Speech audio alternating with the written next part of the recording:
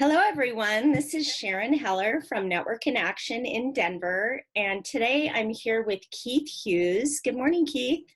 Good morning, Sharon. Good to see you. Yeah, good to see you too. So you're a mental health therapist with Keith Hughes Counseling, your business. And I'd love for you just to talk a little bit about the work that you do and the kinds of clients that you serve. Yeah, I'm here in downtown Littleton, and I serve adults and teens, primarily who are struggling with, an array of things in mental health, like depression and anxiety. Uh, then are often sometimes prompted by struggles in relationships or jobs, schools, things of that nature. And also people who are kind of also wanting a spiritual perspective on their problems, how to kind of understand what's happening with them spiritually. I think the best way I would put it is I really try and help people like reframe what they're going through, to kind of see it in a different light that makes sense, that can be productive for them, gather a metaphor about their situation so they can interact with the problem better versus being overwhelmed by it all. So I guess I do a lot of work with that. Yeah. Gaining perspective is what it's all about. Yeah, I agree, because there's so many different ways for each person to look at the problems in their life and everything that they're going through. So, yeah. And, during this particular period of time that we're in, such a unique period of time, are there ways that you've modified your services or that you're working with your clients differently than you have in the past? Primarily, yes. It's, like right here, right now with the online platforms has been the biggest adjustment, for sure, and or phone, just because of our current situation. Yeah. And sometimes it's modify the amount of time people can come in too. So I guess those would be the two factors in it. Yeah, and in addition to that, are you adjusting other ways that you're doing your business or finding just different needs that your clients are having during this time? Yeah, I would say so. Like, first has been the financial hit that people have been hitting with being able to afford therapy, and I made some adjustments for people in those needs too. The biggest one I would say is anxiety has been, amped up once again in our culture, as if that needed any more help.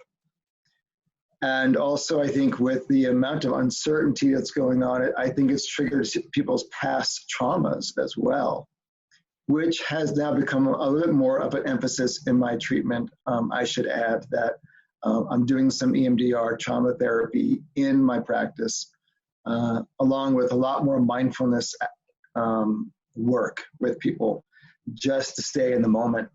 It's very difficult right now for people to kind of not be wondering about next week, next month, this fall. And so it's been a lot of work of how to get back in the room, back in your skin again, and back into today. So I would answer it that way. Yeah. I could say it's been a pretty big hit in a way of the mental health world, of how what's going on. Yeah. Yeah, and I imagine people who maybe haven't even considered themselves as somebody who has anxiety or depression may find themselves grappling with those things perhaps for the first time in their life, given the circumstances and the heightened fear in our culture and kind of polarization that's going on and being isolated. Yeah, I think you're right, Sharon, that sometimes things like that, come by surprise. Like, wow, all of a sudden I'm just nervous and anxious and edgy and never been that way, right? Because something became really uncertain in your life. And certainly everyone's been kind of prompted to be a little more obsessive compulsive. Right. More than we ever have. You never cleaned stuff when you walked into a store. Right. You never wiped down. You may not have wiped down your groceries before. Now you do. And now we're getting pretty obsessive compulsive. And that's now on the table. Yeah. So many of us ago, I never did that before. Right. Right. And that we're doing it for our own safety, right? Yeah. Yeah. Mm-hmm. For you, Keith, you're in the same boat along with all of us, having to grapple with, all of these circumstances. And what do you find that you're relying on, in yourself to have the strength to show up for your clients and to keep giving in all the ways that you do? That's a great question. Now we're getting personal, aren't we?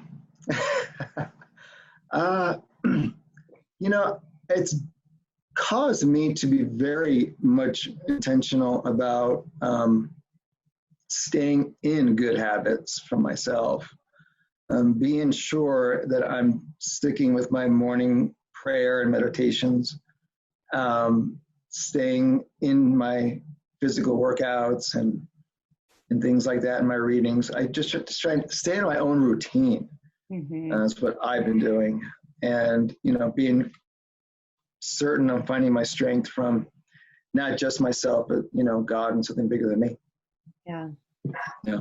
Yeah, me too.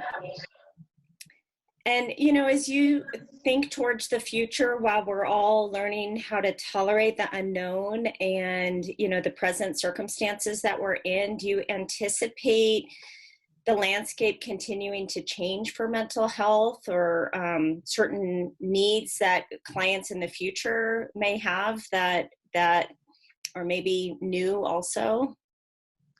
I've been wondering about that myself, go back and forth on it, because for sure, I think we're seeing people becoming much more comfortable doing this online conversations. And that might afford for some people to feel like, yeah, I can do this. It's a little easier. Mm-hmm. For some people, like, yeah, I can just jump online and talk to somebody that's a professional. So I think we might see more of that, mm-hmm. It seems.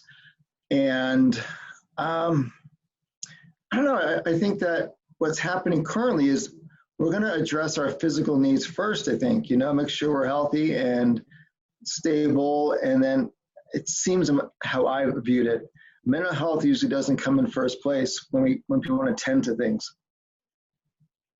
Yeah, unfortunately. I know. Yeah. Good point.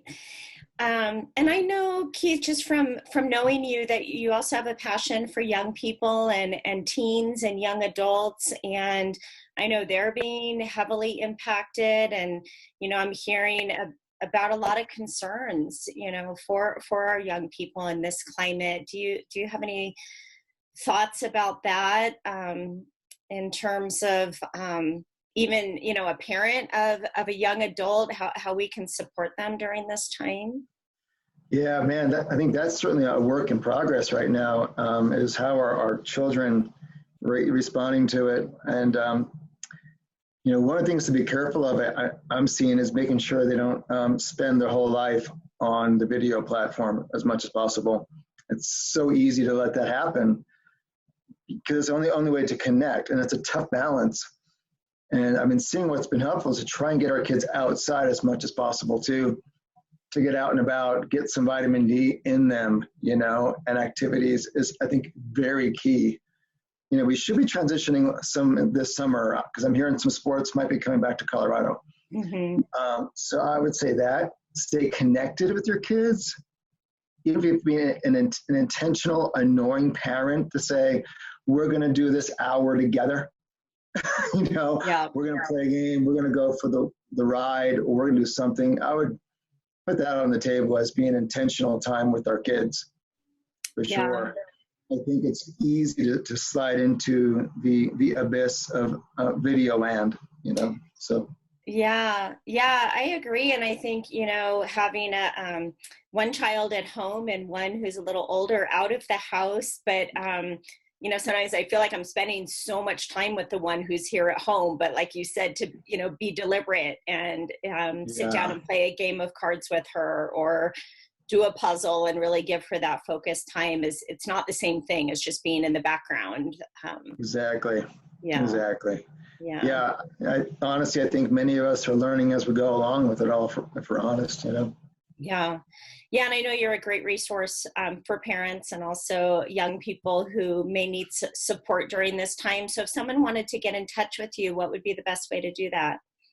Well, they could simply go to my website at keithcounseling.com, or email me at keith@keithcounseling.com.